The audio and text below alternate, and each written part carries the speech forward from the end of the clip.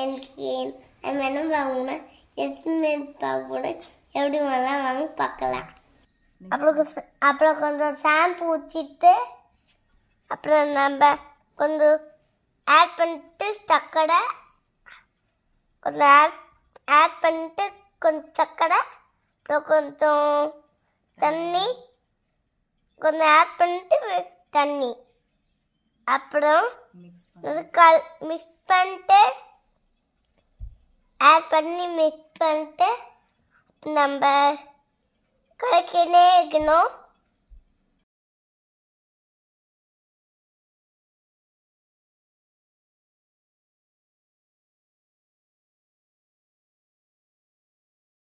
இந்த பென்சிலில் பபிள் சொன்னால் எப்பயுமே சக்ஸஸ்.